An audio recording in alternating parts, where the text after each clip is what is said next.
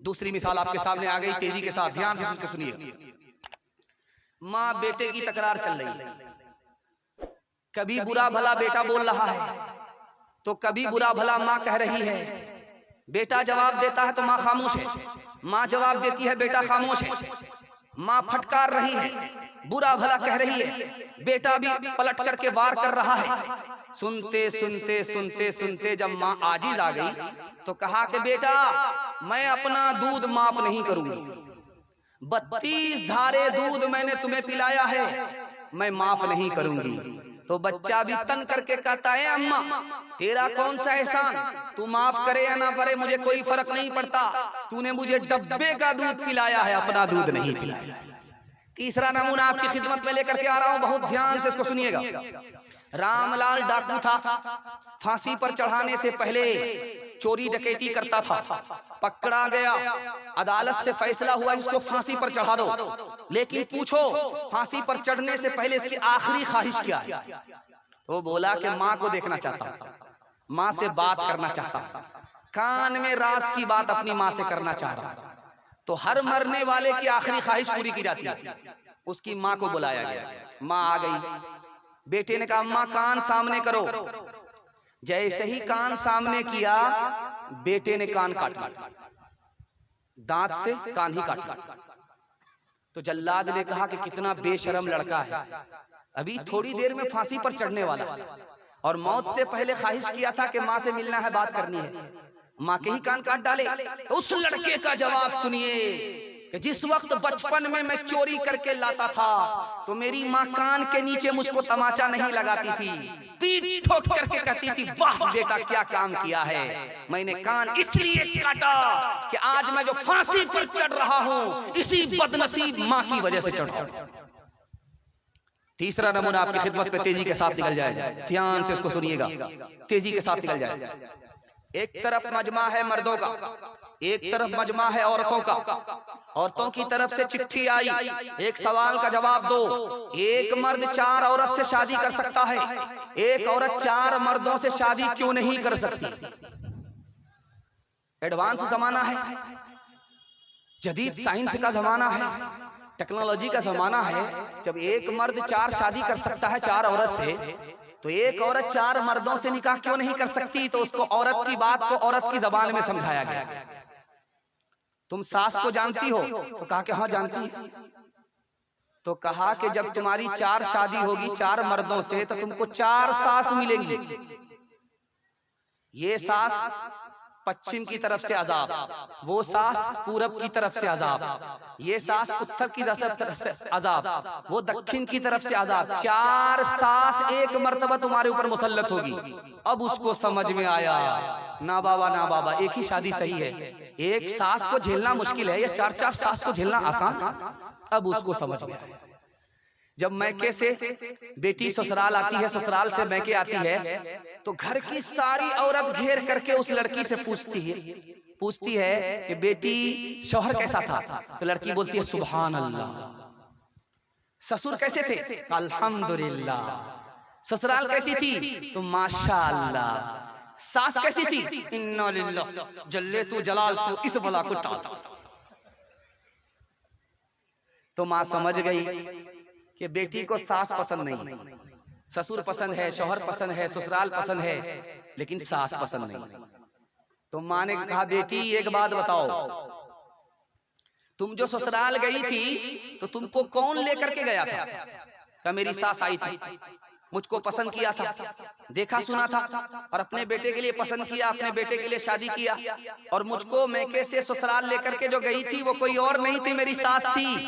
अब माँ ने कहा कि बेटी ये बताओ, अगर सास ने तुम्हारे ऊपर ये एहसान किया नहीं होता तो तुमको इतना अच्छा ससुर मिलता, इतनी अच्छी ससुराल मिलती, इतना अच्छा शौहर मिलता। अब बेटी को समझ में आया कि सास दुश्मन नहीं होती है, बल्कि कभी माँ से ज्यादा कभी माँ के बराबर होती है। 3 मिसाल जल्दी से आ जाएगा, निकल जाएगा। पहले के जमाने में ये होता था कि मुसलमान लड़का गैर मुस्लिम लड़की को लेकर के भागता था, ये भी गलत है। उसके बाद ये होने लगा कि मुसलमान लड़की को गैर मुस्लिम लड़का लेकर के भागने लगा, ये भी गलत है। लेकिन अभी कुछ और हो रहा है जो मैं आपको सुनाने के लिए जा रहा हूं। खून के आंसू आप बहाएंगे, कलेजा मुंह पा जाए।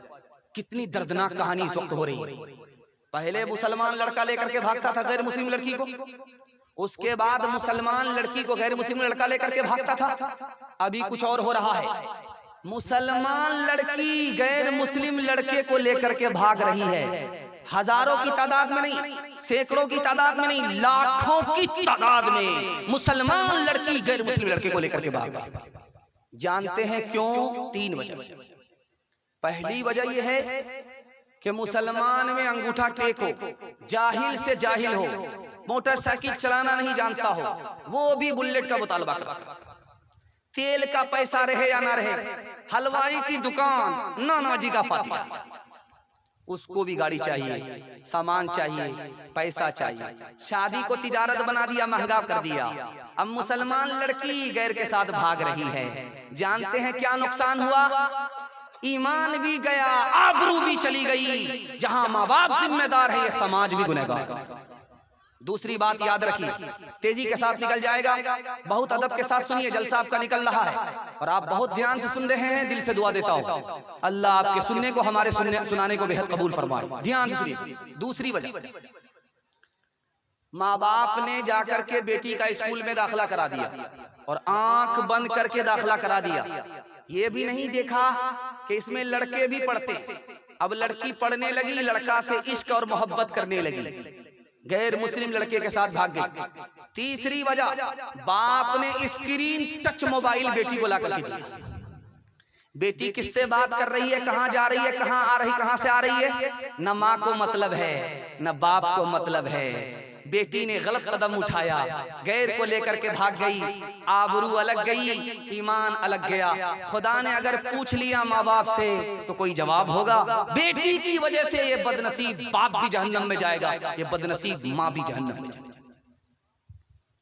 2-3 मिसाल देता हूं, पैगाम खत्म कर रहा हूं, जरा ध्यान से सुनिए।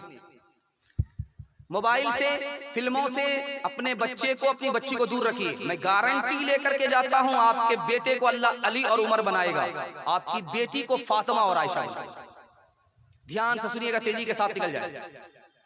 डीजे का डांस चल रहा था, एक लड़की डांस कर रही थी, एक आदमी डांस कर रहा था।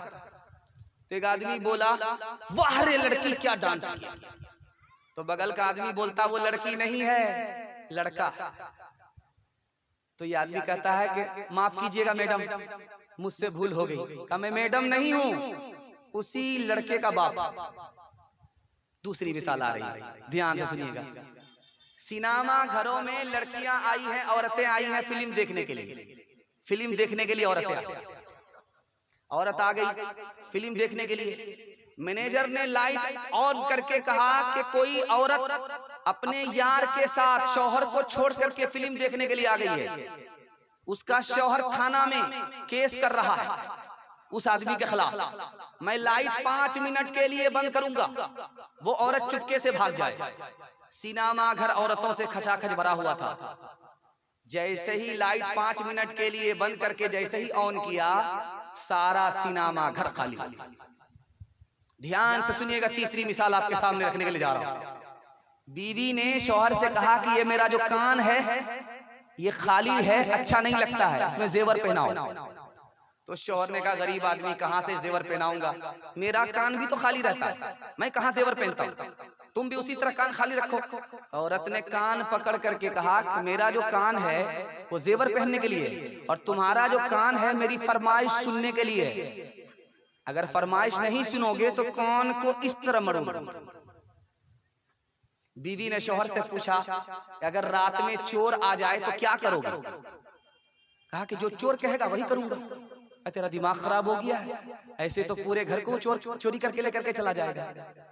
तो औरत मर्द ने कहा कि आज तक इस घर में मेरी कुछ चली ही नहीं, दूसरा चलाता है, तो जो चोर कहेगा वही मैं करूंगा। तीसरी मिसाल आ रही है, ध्यान से सुनिएगा। एक बस दूसरी बस से टकरा गई। कुछ लोग की हड्डी टूट गई, सर टूटा, पैर टूटा, सर टूटा, पैर टूटा, कुछ लोग मर गए। एक औरत चिल्लाने लगी। तो लोगों ने पूछा कि तुम इतना क्यों चिल्ला रही? कहा मेरी उंगली कट गई है। कहा लोगों की गर्दन कट गई, वो इतना नहीं चिल्ला रहे। तुम्हारी उंगली कट गई, तुम इतना चिल्ला रही हो। कहा कि मेरी वो उंगली कट गई है जिससे मैं अपने शौहर को नचाया करती थी। आखिरी मिसाल पर पैगाम को खत्म कर रहा हूं, बहुत ध्यान से इसको सुनिएगा। 47% मर्द पागल होते हैं साल में। 100 में 47 मर्द पागल होते हैं। जानते हैं क्यों? फिल्मबाज बीवी की वजह से, नाफरमान बीवी की वजह से मर्द पागल होते हैं। 52% मर्दों से पूछा गया तुम मर्द हो, खुश हो? तो कहा मैं खुश नहीं हूं। कहा क्यों? इसलिए कि पहली तारीख में तनख्वाह की मालिक मेरी बीवी हो जाती है, मैं कंगाल हो जाता हूं, किसी काम का नहीं रहता, इसलिए मैं मर्द होने पर खुश नहीं हूं। मैं आपसे गारंटी लेकर के जा रहा हूं, मसनद रसूल पर बैठ करके जा रहा हूं। आप अपनी बेटी को तालीम दिलाइए, पहले दीनी तालीम दिलाइए। जैसे ये मदरसा खुला है, बनात मदरसा, पहले तालीम ये दिलाइए, उसके बाद दूसरी तालीम दिलाइए। उस स्कूल में मत पढ़ाइए जिसमें लड़के पढ़ते हैं। मैं गारंटी लेकर के जाता हूँ, अल्लाह आपकी बेटी को फातिमा और आयशा का नमूना बनाएगा। हाथ उठा करके वादा कीजिए, बेटा को अली उमर बनाएंगे और बेटी को आयशा और फातिमा बनाएंगे। हाथ उठाइए इंशाअल्लाह।